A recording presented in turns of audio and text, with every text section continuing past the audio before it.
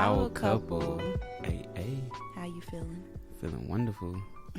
Just finished drinking this lavender tea. I'm hyped and calm at the same time. Wow, that's like having an upper and a downer. Yeah, it's right in the middle. That's a good place to be. Yeah. So, how's life? Life is good. We still selling homes and doing our thing, and business is growing, and I'm excited for the future of the business. And yeah, how's your life? All the same. All the same. Mm-hmm. Yeah. So today, what's on the day docket, baby? We are talking about selling your house. Selling your house. It's time to move. It's time to move. It's time to go. Time to pack up, load that U-Haul, and get out of there. and get out of there. Oh man. Gosh. So, what's the most important thing we're starting at? Let's talk about, picking your agent. Yes, Lord. Let's talk about it. Let's talk about it, because sometimes you can pick the wrong agent and your house be sitting and sitting and sitting. Or you can pick the wrong agent and you missed out on a ton of money. Ooh, a lot of money. A lot of money. We've seen it happen. We've seen it happen a lot. Yeah, so, be careful.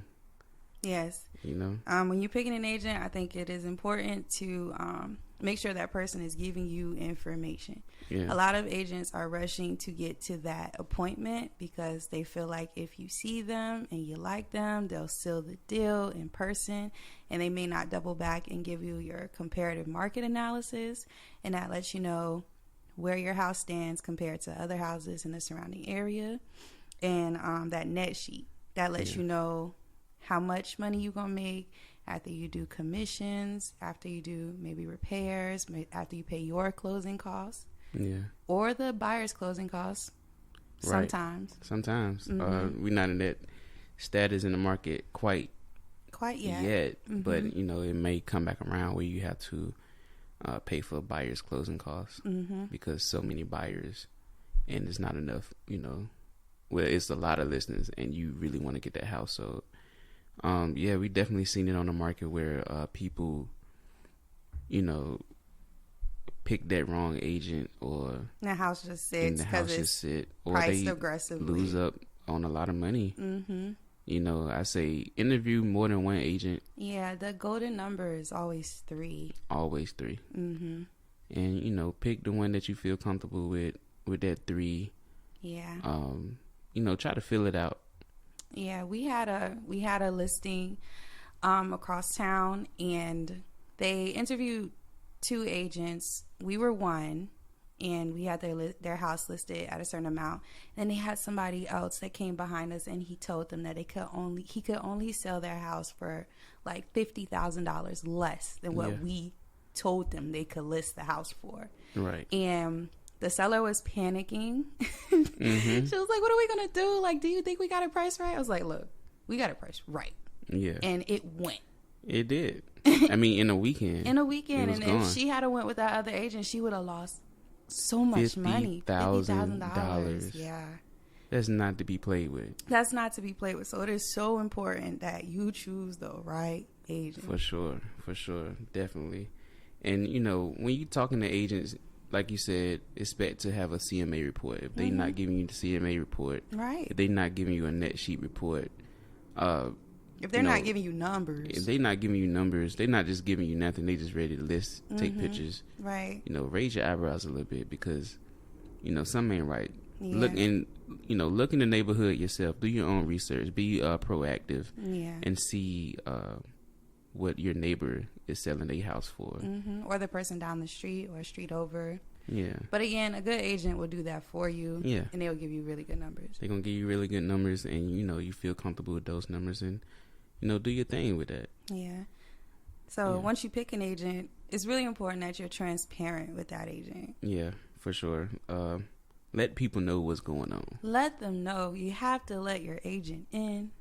Even if it's embarrassing, it's okay. We've seen it all. Yeah, let your agent know, like, and your agent should be willing to listen to everything you got to say. Like, you have to move because a job or something like that, or listen, I had a bankruptcy problem. This happened. This happened with my finances, or that happened with my finances. Or you're getting a divorce. You're getting a divorce, or anything, because sometimes stuff can slow down the transaction, yes. and you could lose on a deal when you really need to move. So being transparent is important. And also, the condition of the house. Like, if you've been living there and you haven't done much to the house, it's probably a really good thing to get a pre-inspection. Yeah. Some home inspectors do offer that as an incentive. So they'll come out and they'll check the house out, and they'll just let us know what the house is looking like. Because at the end of the day, if something is wrong with that house or keeps it from appraising, and we'll talk about that a little later, you will have to pay to get those things fixed. Yeah, you have to pay. You'll have to pay to get those things fixed. A lot of cosmetic stuff might can fly under the radar, but if you want to do some work, or somebody that can do some work for you beforehand, it's always good to get those things done. So when we get under a contract and a new buyer want to come in, there's no situations, no problems. It doesn't hold the transaction up. Right. We want to get this thing closed as soon as possible. Yeah, we want at least between 30 and 45 days. 45 is long for us, but 30 is what we used pretty to. Standard. Yeah, and if somebody coming in cash, you're talking about like 2 weeks. So it just depends on your situation, how fast you want to get out of there, and all that good stuff. So after you've picked your agent and been transparent, let them know what's going on so they can know how to help you sell your house. Let's talk about prepping that bad boy. All right, let's prep it. Let's get it right. Let's get it pretty. Let's get it vacuumed. Let's get it clean. Yeah, let's clean up, y'all. Yeah, and there's no shade. Nah. There's no, because everybody has a different level of cleanliness. Yes. But what we hope that our sellers achieve is nice organization, so that these pictures, they come out beautiful. Right. And that people, depersonalization. That's also a really big thing. Like, if you have like a big collage of your family on the wall, that's so great. But when it comes to pictures and buyers coming in, they want to see themselves in the house. Exactly. So you can't take it personal when your agent's like, hey, we need to depersonalize a little bit. Take this down, take that down, so we can, because at this moment your house it's a showroom, right? Essentially. So people want to see themselves. Yeah, they want to see themselves moving in. It's hard to visualize with your family up on the wall and stuff like that. Just tuck some things away. Start like packing those stuff up. You already know you got to move. Yeah, you got to move. So you may as well start packing those things. Packing the walls first. Yeah, and take some things down. If it bring character to a room, like I had one where he had a lot of baseball cap, like different hats going down into the basement, but that was the vibe that he was trying to set. Because you were going into the man cave. You were going into the man cave, so hold those things. You know what I'm saying? But like pictures and everything, take those things down. Yeah, I agree. Yeah, for sure. And also, a lot of people have pets. Yeah. Take that scent out. You know what I'm saying? Pet smell, pet danger, like, vacuum, shampoo if you need to. The hair. Because, you might not smell your dog, but rest assured when somebody that don't have pets or don't like pets come in, they can really, smell their pet. Yeah, and we had a showing one time with a buyer where, like, they were allergic to pets, and the pet was nowhere in the house, but, like, they just started swelling up. And it's like, it was pretty bad. But the house was pretty clean, but but it was still like lingering. So just clean the best you can when you have pets, because not everybody can deal with that. Yeah. And that can really hinder, who moves in, who buys your house next. Exactly. And the longer it sit, then you start panicking, you want to drop the price, but it's because of a pet. Yeah. Yeah, so yeah, make sure that is good and clean. I say just declutter, just make it look like, just go on Pinterest. Look at some vision boards. Make your house look like that the best you can. Yeah. Great. So, yeah, all of this is for pictures. Now, we use a professional photographer to come in and get pictures of your house. I'm not saying don't trust an agent that's going to take pictures with their iPhone, but if it was me, I'd be like, oh no. Right. It's not going to. Right. You don't want somebody coming in with their phone. You know the picture's going to be crooked. Like, they're just trying to. Right. They're going to slap that bad boy up on Zillow and try and sell it. Right. In our experience, the houses with the best pictures go the fastest for the most money, because buyers are visual first. Mm-hmm. For right? sure. They're looking on all those websites first before they set foot in that house. So you want the pictures to sell the home. Yeah, exactly. The pictures is like their first draw. Mm-hmm. You know, you want a line outside your house. Yeah. And, you know, professional pictures really draws people in, and like, wow, I could just, you know, some people live, you know, out of state, and they buy houses off of pictures alone. Yeah, especially a lot of military. Like, those pictures are very, very important. Very important. Mm-hmm. Very important. So, yeah, we do use a professional service, and they really glam it up. Yeah. And make it look beautiful. Yeah, we had a house that they made it look too beautiful. Yeah. But we had a line outside, and people was ready. People were ready to go. So that was exciting. Yeah, for sure. So, you got your pictures. Yeah, you got your pictures done. So after that, it's definitely gonna be showings. Yes. People gonna want to come in and view your house. I mean, sometimes you have so many people that you can't even step foot in your own home. Yeah. As of right now, 2022. Right. This period. Right now. This period, right. If this is in the future, disregard this part. You're right. Exactly. But so, yeah, as of now, you are going to have a lot of people coming into your house, coming in and out. So that goes back to that cleanliness thing. COVID is still a real thing. Mm-hmm. So if you have somebody in your household that is susceptible, you know, make sure you guys are taking the measures to, you know, make sure the house is clean for your family and safe. Mm-hmm. And again, talking to your agent, you know, if you need those extra precautions, booties, hand sanitizer at the door, face masks, whatever you need, talk to your agent so they can try and make sure that those things happen when people come to your house. Exactly. And it's professional services out here that handle the COVID-19 things. Mm-hmm. So they'll come in, you know, as much as you need them to come in and wipe down the walls, wipe down, you know, sanitize things. Yeah. Yeah, your agent should provide like masks, and you can provide the masks and that's always a good. And all that good stuff. I've seen a lot of people set up stations at the door, like you know, grab one, sanitize. You know, So I do understand. Put it in the listing to make sure that everybody knows, like, hey, you need a mask in here. Yeah, because those things are important, and we want everyone to feel safe. For sure. In the process. For sure. Yeah. Yeah, and another thing too, when new buyers is coming in, leave, man. Just leave. It's no pretty way to say it. Just, you know, just get out their way. Yeah, just get out their way. Even if you just ride around the block, if you had like one appointment, just, you know, just leave. Give them some space so they can, you know, visualize and see themselves and look in all the nooks and crannies that they want to. And sometimes, you know, if a buyer really like it, he might be in there for 45 minutes to an hour, just he's decorating, already measuring windows and, you know, doing all that, you know, stuff. Seeing if his California King is gonna fit. Right, you know. But that's always a good thing, and you just want to give people space. Yeah, you do. Yeah, so to give people space is all good. Yeah, you're selling your house. You're selling. It's time to let go. Yeah, it's time to let go. Yeah. So you know, after the ton of buyers come in, you know, you have a ton of contracts that come in for 2022. Yes, that's where we are right now.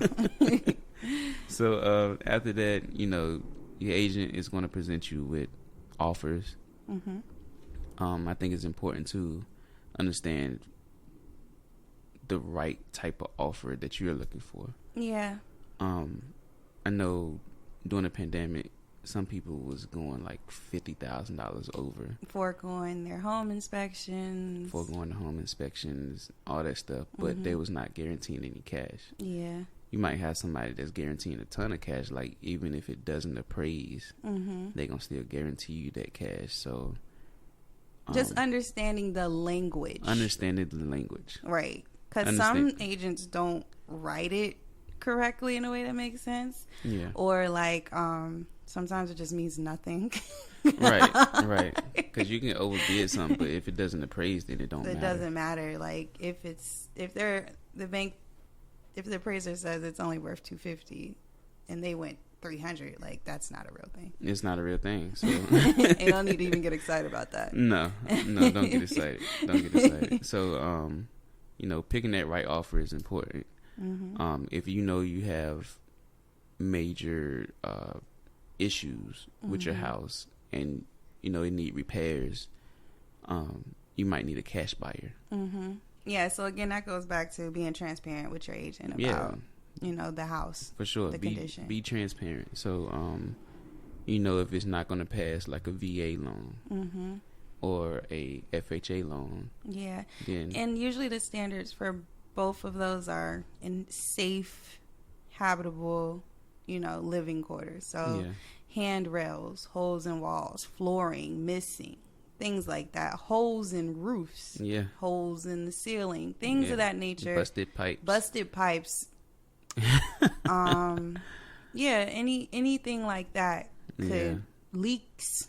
Could hinder it from being able to get a even railings. Like walking down handrails to walk down your if you have steps in your house or outside the house. Yeah, they'll flag you. They will flag you. Rotted floorboards on the deck. Yeah, things of that nature. So sometimes when you do appraisals, when you sell your house, like sometimes appraisal will kick back, you need to fix X, Y, and Z. Yeah. So, and that goes into your repairs and your home inspection. A lot of times a good buyer's agent will kind of catch those things and they'll tell them like, hey, we need to go ahead and put that in there because I'm sure that's going to be an issue. Right. But when the PICRA comes back, and that's your property inspection contingency release agreement, that's when the buyer's going to list repairs that they want, Exactly. Feel free to say no. Yeah, if it's something crazy, it's not in your budget to do. Right, like they want a whole new kitchen. Just cause, They like the house, but they don't like that one. Right. Them cabinets. They don't like your cabinet, so they want you to fix every single cabinet in the house. You don't do that. Sometimes things can get ridiculous, and it's okay to say no. Yeah. But some things that's necessary, have a heart. Fix those things. And I think one important thing to note is you don't have to.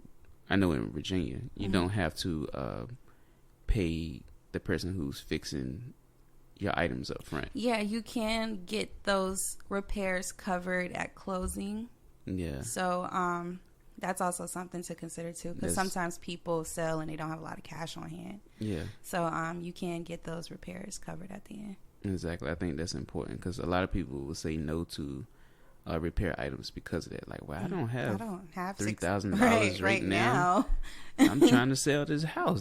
That's why I'm selling. Right. So, just know that, that can be covered at closing. So, that's something super duper important. Yeah. Yeah, and before you pick your buyer, you're going to have their home inspection. So, yeah, get out of the way for that too. Please leave. Yeah, let the inspector go in there and look at the house from top to bottom. If you really have to be there, just give them some space. Just give them some space. Yeah, I had one. This homeowner was on the inspector back.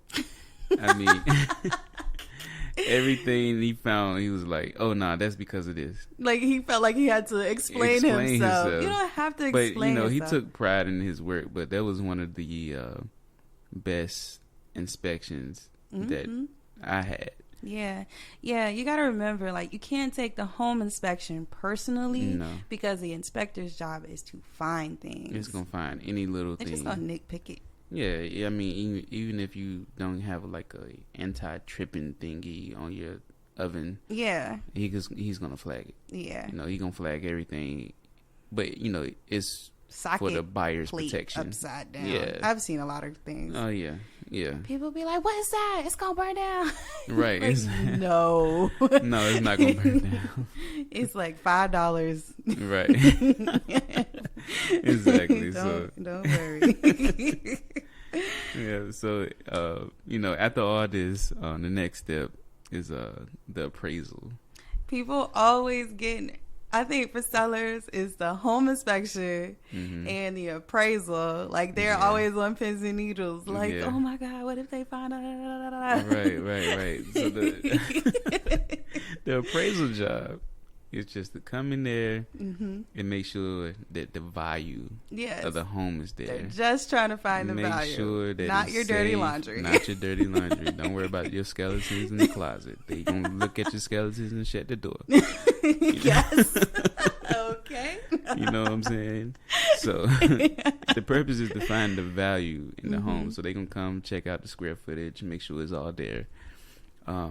And then they're going to take all those notes and compare it to other houses in the area that kind of sold for the same price or a little bit above. If you did work, like you upgraded, you got a brand new kitchen, you did brand new bathrooms, but your next door neighbor sold maybe for $250, but you want to sell yours for $300. You got a brand new kitchen, brand new bathrooms. That's leverage. Yeah, they'll say either yes or no. Yeah, they'll say either yes or no. And that's it is a nerve-wracking thing because, like, especially when you've put the value into your house, like, you did a lot of work and you made it beautiful.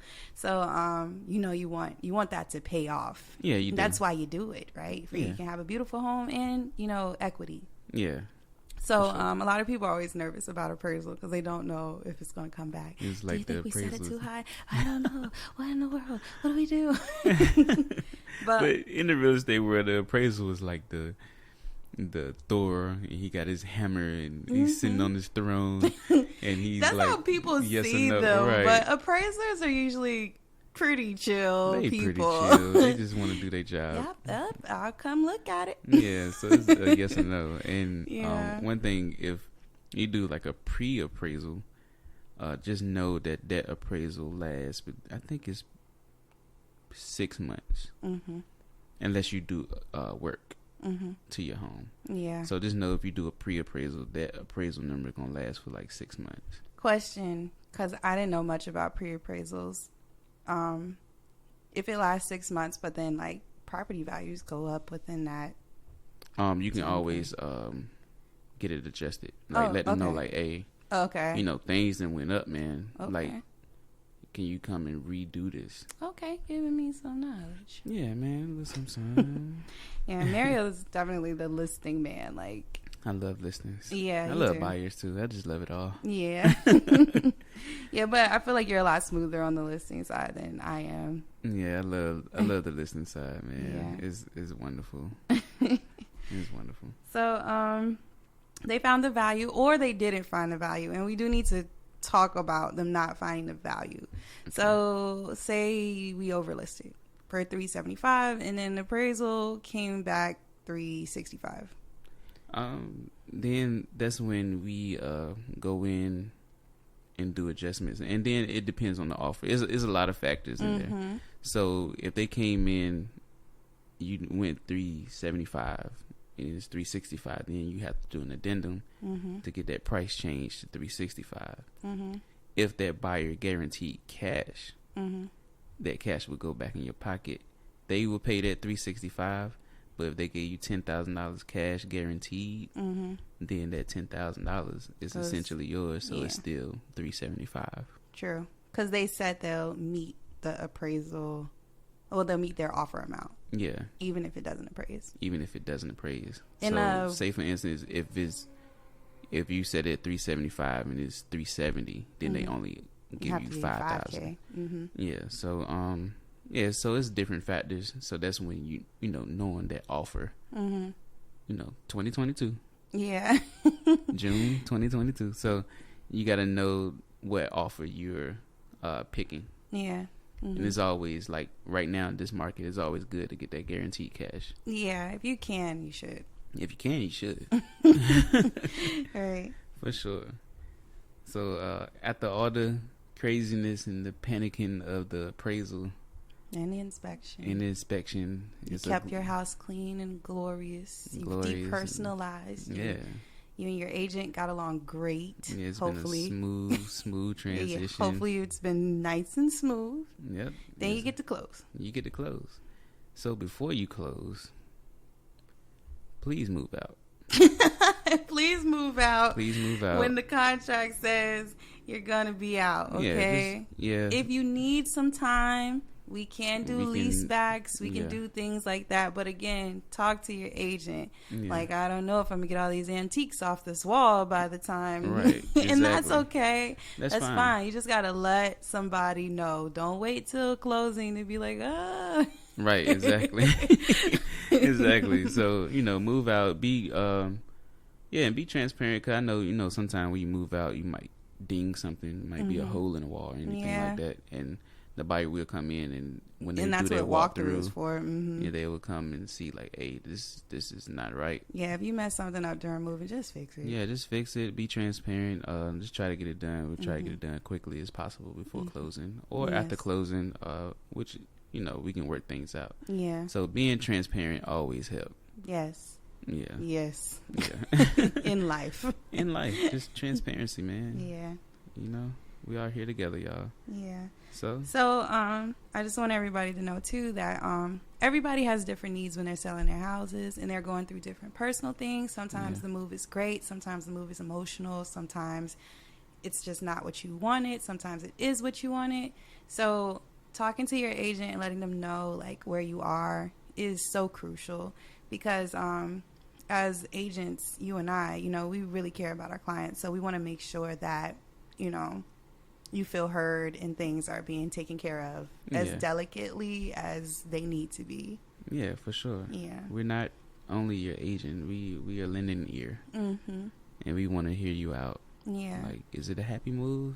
Is it a sad move? Right. Let's talk about it so, we can by the by the time it's closing, you'll be happy. Yeah. Yeah, you'll be ready to move on to the next chapter. Yeah, for sure. Yeah, we love to talk to people and just make sure everybody comfortable. Yeah, because it's a tough thing. Yeah, it is. Even if it's a happy move, like, you build memories in your house. Yeah. You raise kids, or say you got married and now it's time to move from the condo into a bigger house, or job opportunities. Your dream job is calling you and you got to move across the country, or exactly.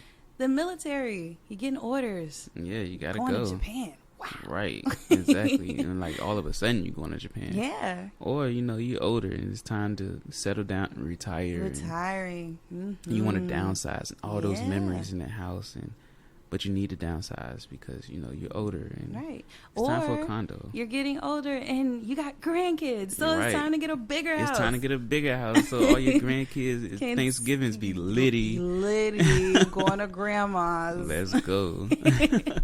So we're here for all phases of life, whatever you're going through. It's just important for us that you feel heard and comfortable. For sure, man. Yeah, we love everybody. And we love to help everybody. Yeah. So holla at the Power Couple. Yep.